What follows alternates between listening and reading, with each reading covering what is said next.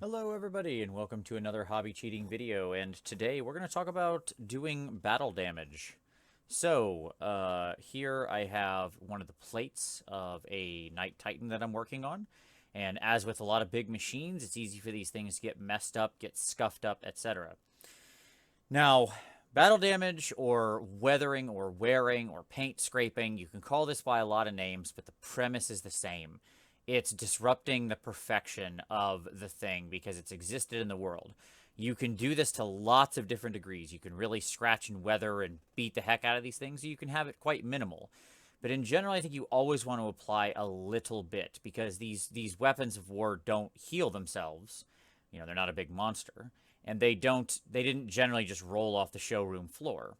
And it makes it feel like it's more lived in. If you've ever bought a new car, you know, it doesn't take long for it to get a scratch or two, for it to get some dust and that kind of thing, right? And your cars aren't generally driving through war zones. So, now the key here is, what I'll say is, I want to point out, so I've got this little piece of freehand I did over here. And, you know, I probably spent about 40 hours on freehand on, not this skull, but on the total Knight Titan this week. I'm still going to battle damage the whole thing. And one of the problems people have with this is it's often scary. You spend a lot of time on these pre-steps, and you're afraid you're going to mess something up. Don't worry. Just be minimal with your touch and go slowly, and the end result will look good. Even though your freehand will now have scratches and dents on it, it's going to actually make it look better and more realistic in the long run. Okay, so what do we need? Well, we're going to need a couple different things, but our first step, this is going to be broken up into 3 steps, okay? So step 1 is going to be applying some of the shadows. For that, I'm using a combination of the Scale 75 Fantasy Games dark black gray and Dubai brown also from Scale 75. And I've mixed it into 2 sort of different colors. You can see here and here, one is more brown. That's because this Knight Titan has both dark reds as well as whites on it, and I want to battle damage the white with something lighter color. You have to think about the contrast you're creating when you do this, and if I put this very, very dark color next to the white, it's going to look a little funny. So what are we going to do? So here we've got the leg plate, we've got the hazard on this side, the freehand on the other. We're going to get a fairly sharp brush, but it does need to be incredibly precise. And we're going to get a little bit of the paint on the tip of our brush. We don't want a lot. You can see right there. I'm going to test it as usual on the back here. We want to wipe off some of the excess. And then what we're going to do, by the way, this has been already, you might notice it has a slight sheen. I gloss coated this in advance because that's going to be very important for a later step. So just if you wonder why that's the case. So now what we're going to do is we're going to come in here and we're going to try to cross a lot of lines with this. We're just going to stipple in a fairly random little pattern. We want little dots, little things like that.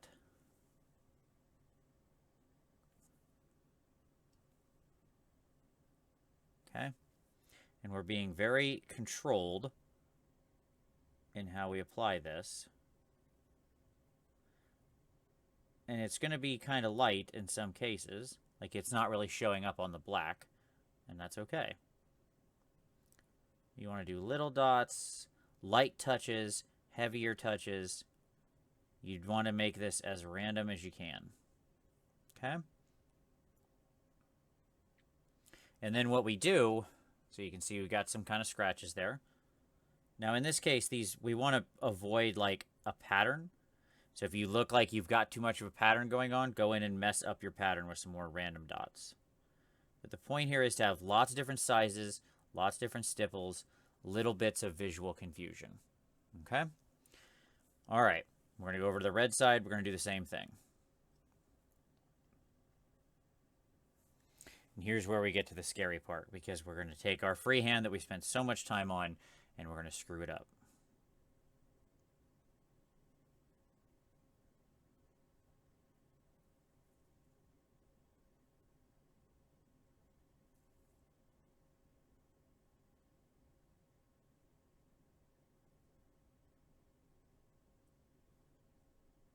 Okay, So I'm just kind of randomly placing this around, little dots, big dots, etc.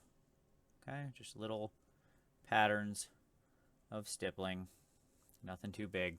So now you see what we get is something like that.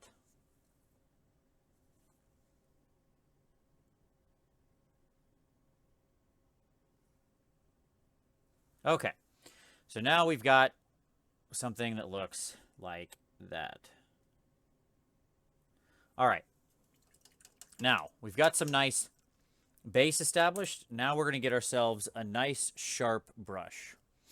Okay, so here I'm moving to a 00 with a real nice sharp point. And what I'm going to do is I'm going to get in there, get some of that dark brown. And what I want to do is just reinforce some at the top of some of these shadows. Okay? I want there to be color variation within the scratch itself. And the top should ostensibly be the darkest part, because that would be where it's the deepest, where it's being cast the most in shadow. Doesn't take a lot here. This is light touch stuff. Okay?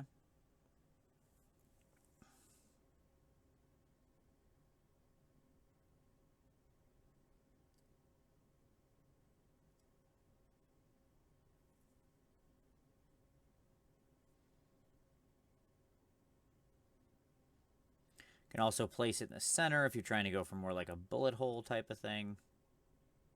That sort of stuff. Okay. So now we've got a nice little pattern of scratches and stuff like that, but we need to go to the next level. So the next thing we're going to do is we're going to take a little bit of flow aid and drop it down on the palette here, because I want this to flow nice and smoothly.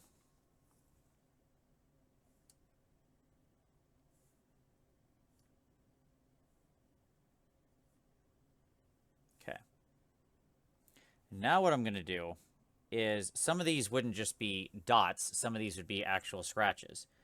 So from one of our lines here, now make sure you have all the excess off and you got a nice sharp point.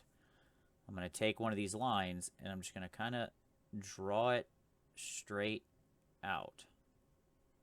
But I'm going to draw it straight out in such a way that I sort of push harder at some points in time and create like some dots. Do the same thing over here. You don't want to do this a lot or it's going to get crazy real fast.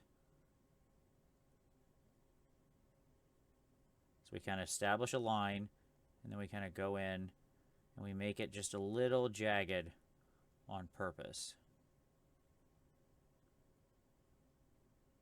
Okay.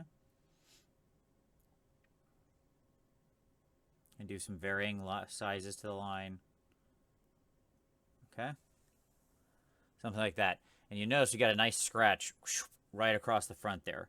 So it looks like something hit this thing right at that level. Little effects like that can really sell it. Okay. All right. So now we've got some scratches, some full-on scratches. So our next step is going to be to undershade these scratches. So for that, you generally want to use something in a lighter color than whatever you're working on is. Don't use straight white. You can mix in your base colors. Like sometimes, like if this is going to be red or something like that, you can go for like a very light version of the red, the white, etc. For this, you can also, if you've got all the colors on your palette, you can just take something, a near white, and mix it in. In this case, what I'm going to use is a little bit of a combination of light brown and white gray. Mostly white gray. So I'll put a little of that down on the palette over here. A little bit of the light brown. Okay. Now again, we're going to stay with our very sharp brush. And here is where we need our steady hand. So in the other parts, you know, we could kind of be a little funky. But here, we've got to get real hyper steady. Okay, so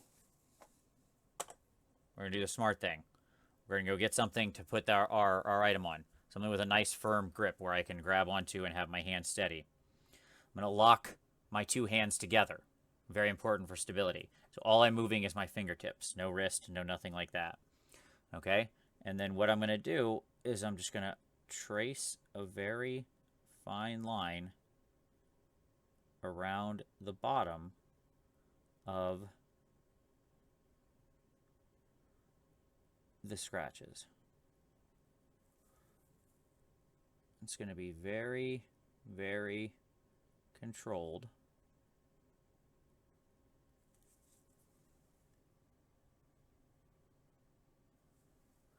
Notice I'm wiping away all the excess on my brush. You don't need to undercoat all of them. Not everything would be deep enough to create this.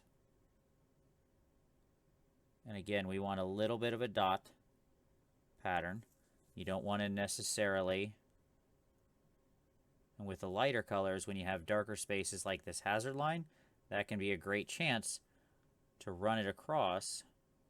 People won't see the dark because it kind of gets lost, but they can see the light part.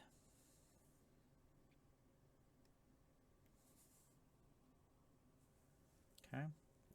So like right here on this scratch, I can take it and I can just very lightly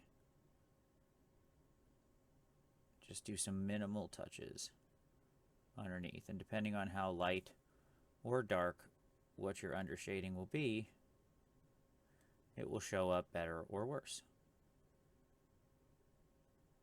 Okay. So now we get something like that. Now we've got some nice depth to that. Again, stay away from your pure whites. I like a nice brown white. It's pretty neutral for stuff like this, for yellow, for reds. So now we're going to do this side on the red. I'll show you one exception here, by the way.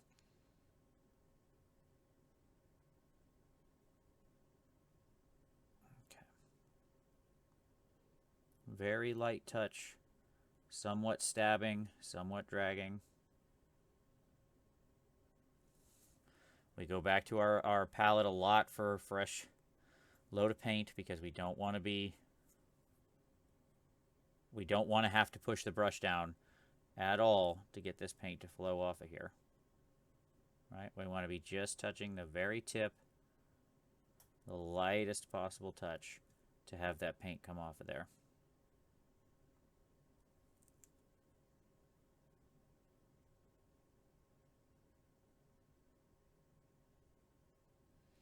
Notice I didn't necessarily do all of it either. Like on this one right here, I left that little dark spot. It's kind of hard to see, but like you don't need to draw a straight line underneath. A problem I see a lot of people do with this is they just kind of try to trace the whole thing.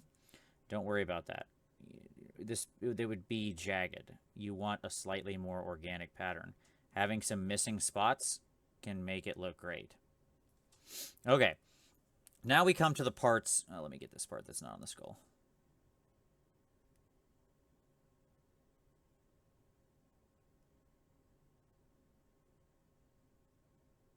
Okay. You always want to be on the underside of the damage, all right? Now we come to the parts that are on the skull. And the problem I have here is that this skull is already fairly white, right? So if I use my white-brown mix, it's not going to show up.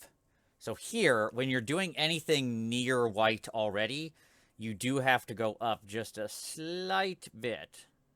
So I'm going to get out some regular, actual dead white, so it will actually show against the skull.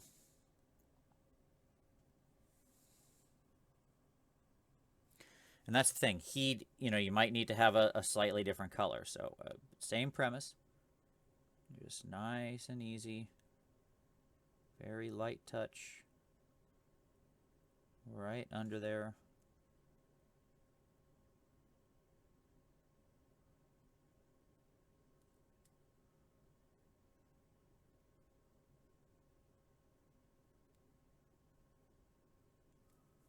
We can even go back with our pure white and we could put a dot or two around here in some of these other areas just to make them appear even just slightly more raised. Little tiny touches like that can often go a big distance.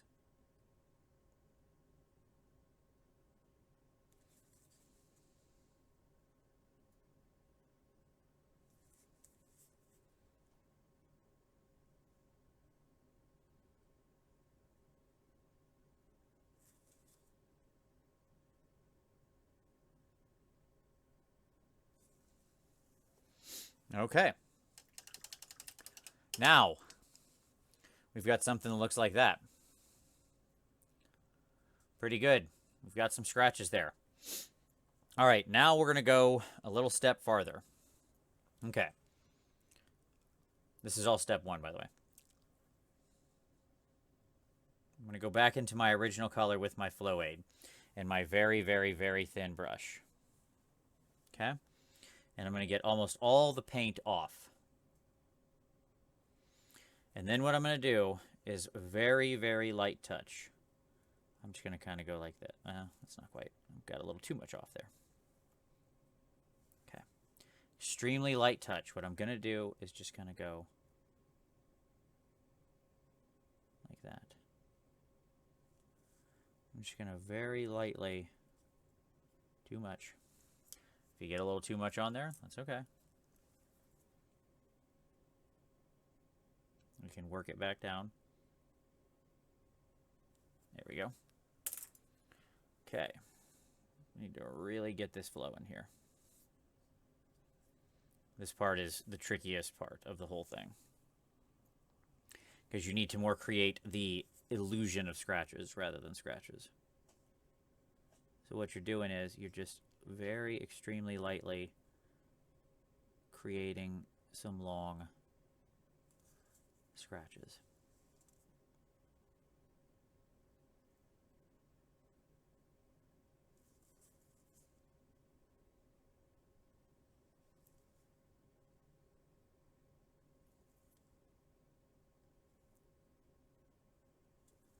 Just a few little things like that. Just some more visual confusion. I'm not sure if any of those even show. Doesn't really look like it. They're pretty minimal. Maybe I show a few of them on the yellow. Yeah, if you can see, like, right there. See that tiny little scratch? Just little things like that. And then the final step, we're going to go back in. Again, very sharp brush. And we're just going to extremely carefully go and put some dots around.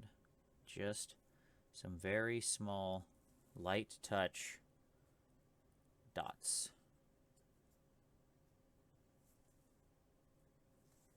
By the way, as per always with techniques, you don't have to do every one of these. I'm just showing you all the different steps. You do the ones you like. The more of this stuff you do, the more you push this around, the more the thing is going to look beat up and weathered. Now, I don't want an extremely beat up Night Titan, but I want one that looks like, you know, it's seen some stuff. It's been around. You notice I don't have the metal done on the ring yet. That's intentional because I need to be able to varnish and oil and stuff like that. And afterward, so I'm going to need to be able to spray this with matte varnish, and I don't want to do that once my metallics are done. So we save those for absolute last. So all we're doing is we just scatter around some tiny micro dents.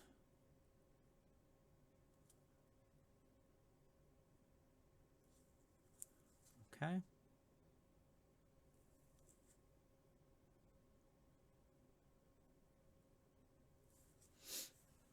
And there we go. So now what we've got, something that looks like that. Okay. So, all in all, that's our step one. And, well, kind of step 1 and 2, really, I suppose. So we have our random sort of patterns of fractures and scrapes. We have some dots, some smaller scratches. We have them under highlighted, right? Okay, we could stop here. But things that are metal like this that have deep cuts, okay, they tend to then rust. These tends to be places where rust can run from. So, now we're going to go back to an old friend. And that old friend is oil paints. Okay? So I'm going to get everything reset up here, and we're going to continue in just a moment with part 2. And like I said, that's why I gloss coated this. We're going to talk about some other neat things you can do to push these along, as well as show some other weathering and rust. Okay? So, back in just a moment. All right, and we're back. So we got everything. I've changed out all my stuff. And what I've done is I've just used the bottom little base here to mix up a slurry of some oil paints. Now, this is, again, same 3 colors as you saw if you watched the using oil washes video. I like these three colors. This is ivory black, burnt sienna, and cobalt violet hue. Mainly relying on burnt sienna, because in this case we want to use a little more brown, but we can work a little black and a little bit of purple in there to give it some life.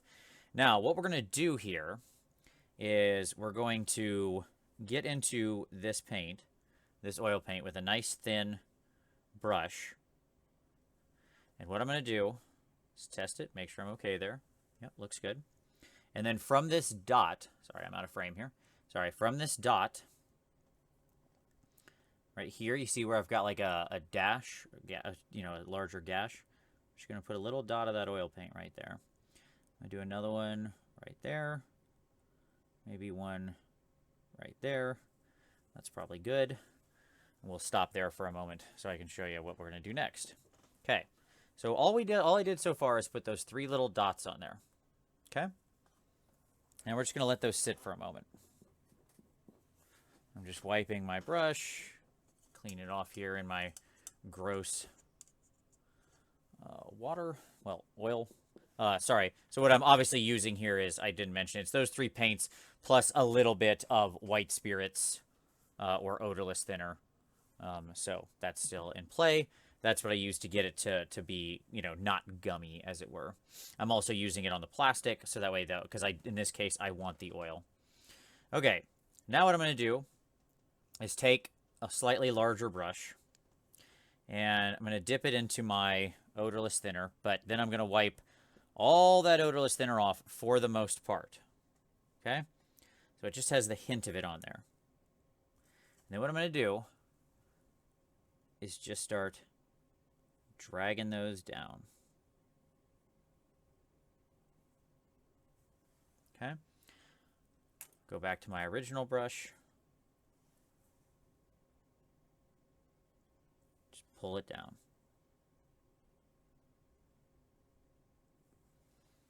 So now what you get, you see that? A nice little stain there? Where it's sort of leaked out. And you can control this very nicely by just sort of working the edges, just kind of shaping it out. If you don't feel like you have enough, you want to reinforce it a little bit, okay. We'll put a new dot on. New dot. Add a little bit more.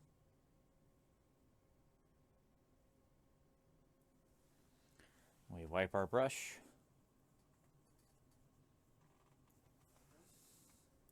We let it set for just a minute. It's important you got to let it set for like just a minute. You don't want it to be too fresh when you try to wipe it. Normally I would actually let this set quite a while longer, but I'm doing it a little faster for purposes of this tutorial.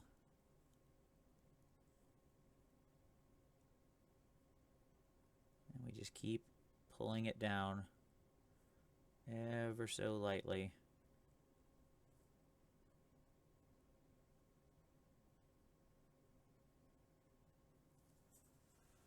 And there we go. Now, what we can also do is, if you want to reinforce some of this, if you want to show where it's leaked multiple times, I also have a little bit of like more of the black version on here. Okay, so you can see that's darker. I could go up and put just one of the little dark spots there. So you can kind of attack this multiple times. And I can have a more recent stain where it looks like this is leaked a couple times. All right? And there you go. It's literally just that easy.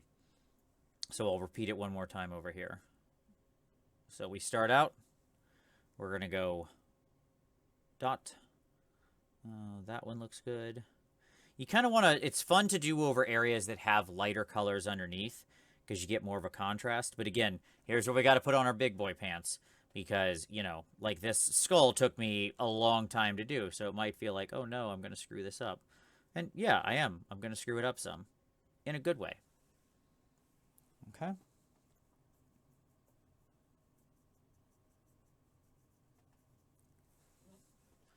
We let it set for just a moment. Okay. And then we just start pulling it down.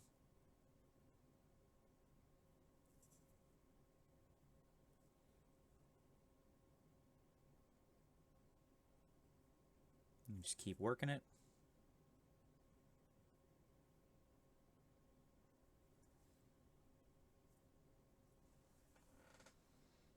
I feel like that one didn't come out strong enough.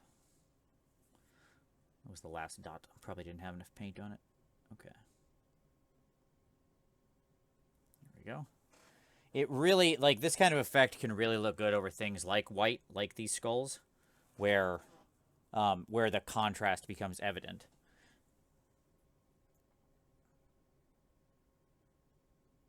There we go.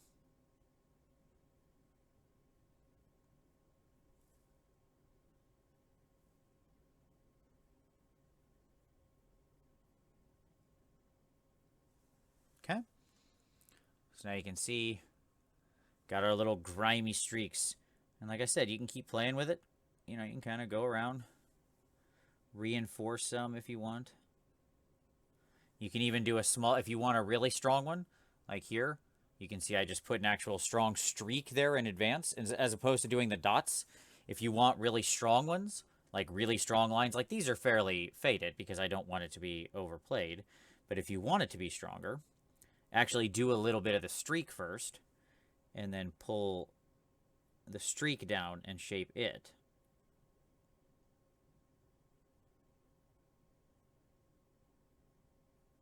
Okay.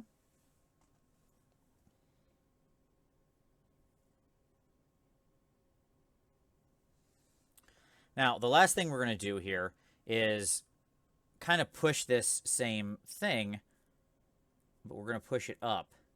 So when I look at the top of this thing, I don't have the metal yet, but there are places where these rivets are drawn in. Like, can you see that rivet right there? Those rivets are going to be where the steel connects, where water collects. So what we can do is we can put a little dot underneath that, or up underneath there.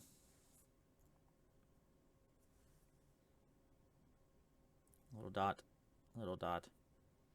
Maybe I can kind of pull this one down. We'll do a little streak here, little streak here. Okay. And what we can show is where water has gotten caught under the band that's sitting on top of the metal. And then we can just pull that down.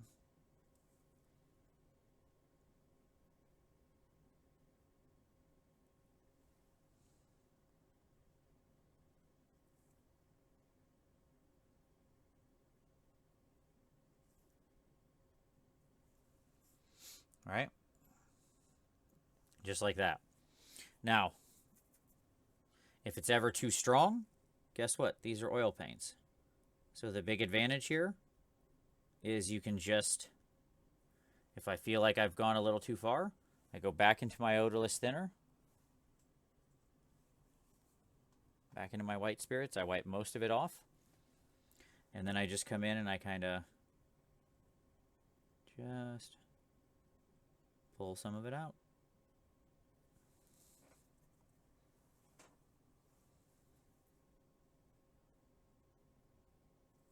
All right, I can just reshape that, pull some out, smooth the edges, just play around with it all over the place. All right, so now what I get is something like that. Nice little varied item there. And so now I think when we look at those hazard stripes, that, to me, to my eye, I like the look of that quite a bit. It looks like it's been used. It's not beat to all get out, but this is a big machine of war, and I think it's got some nice variants. We create some visual confusion. Looks nice. Up here, we'll do the same thing. Under this rivet right here.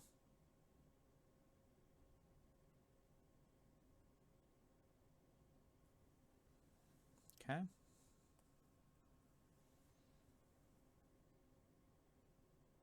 You can even extend it. You could do like 2 out of 1.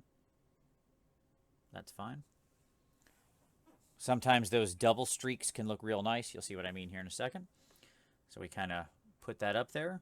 And then what we're going to do is just pull it down. And pull it down. We'll make one longer than the other.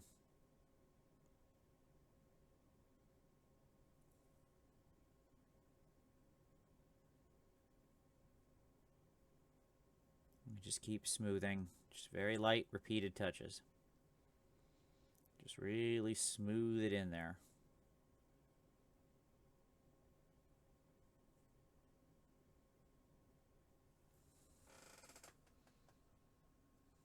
Right there. And again, if we feel like we went a little too far, we get into our odorless thinner. And we'll just back some of this out.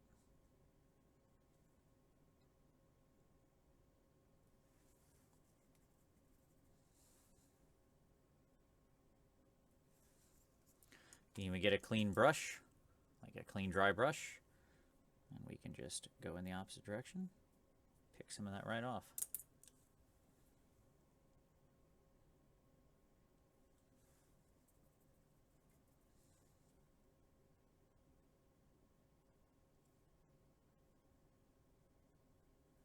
Easy peasy, right? So there you go. And again, we can always just keep building it up, reinforcing it, whatever we want to do. However strong you want your weathering, washing, battle damage, etc. to be your streaking. The other thing you can do, remember that once this actually dries, it will lighten up some. So that's something to always keep in mind. You know, experiment, play around with it, see how much the colors you're using actually lighten. It's important to understand for your final image. Also, whether or not you've, really thoroughly sealed your paint is going to make a difference because it will absorb in more if it can. Okay. But there you go. So now we've got our nice streaked up, battle damaged leg plate all ready to go for the metals. And there you go. That's some easy steps to battle damage. I think all in all, when you combine all these methods, what you get is something that looks really nice. The reason I like the oil paints for the streaks, and by the way, you can also, there's lots of different products on the market to do this. I'm not at all proposing that this is the only way to do this. There's, things like AK Interactive makes an entire line of streaking enamels and stuff like that. All those are also fine. In the end, it's about finding a product you like. For me, I happen to like doing it through the oil paints. Your mileage may vary. You may have different experiences. Whatever you like, that's the one you should use. There are lots of different products out there. I would encourage you to play around with them and see what all really works for you. But with that, I'll probably play around with this a little more just because I can never leave well enough alone. Maybe I'll get a little more rust color in here. This one I feel like needs over the white. I just love the look of like rust color over white. I can't help myself. I just think it looks really cool. So I'm probably going to let that dry and then just lightly feather that one out because I like that look. Yeah. I love a good burnt sienna over skull over that color. What can I say? But anyways, there you go. I hope you enjoy it. Real quick, let's kind of review the key elements. Start out. When adding our damage, we add some medium-sized sort of stippled dots in a random pattern. Be as random as you can. Lots of different touch points of pressure. You want some that are just extremely light, some that are deeper. You go in with a sharper brush. You reinforce some of the darker shadows. Don't be afraid to go over your freehand. You're only going to make it look more real and interactive in the end if you do it. Your next step is to then grab something of a lighter color. You can either grab the highest highlight of your color, or if you're traveling over a lot of different blends or colors like I did here, get something somewhat neutral. White, brown-ish is good if you're using reds, yellows, blacks, things like that. If you've got greens and blues, you probably want to get into a colder near white, like a near blue white or something like that. And then extremely carefully, you trace under the bottom of some of the dents. Don't feel like you've got to get every single spot. Leave some open. And if you don't want to use white, or if you feel like the white comes out too stark, you can always go back in with, say, like an orange and just touch that white a little bit, and it'll make it look a little more blended into it, which I may or may not do here as well. And then your next step is to create some streaks coming out of that rust. You could use some AK Interactive streaking grime. You can use oil paints. What I walked you through here is using oil paints because I think they're eminently very controllable. If you want a minimal rust streak, you can just use a single dot, drag it down. You'll get a very light effect, something like up there. If you want a more strongly pronounced effect, you can actually create a streak in advance, like draw a tiny streak, not the whole thing. You're not creating the whole streak. And then you come back in with a brush that has been dipped in odorless thinner and mostly dry. Like it needs to be almost completely free of that thinner. And then you just very lightly wipe and drag, always in this direction, always down in the direction you're pulling the streak. Okay? And there you go. You can play with different colors. The more of a burnt sienna will make it feel like more of a rust color. Something more black will make it feel more like sort of weather and time. The darker the color. But yeah, just play around with what you get there. You'll find lots of different interesting options out there that you can make look pretty cool. So there you go. I hope you enjoyed. I hope you found this useful. Give it a like if you like it, and subscribe for more hobby cheating in the future. Share it with somebody if you know somebody working on a big old machine of war and who you think would benefit from having some cool battle damage added. Maybe a friend of yours who plays orcs or something. These are great techniques for orcs, and you can really go hog wild on their stuff because, orky vehicles tend to get beaten up and don't tend to be greatly cared for. So there you go. Hope you enjoyed. As always, appreciate you watching. And we'll see you next time.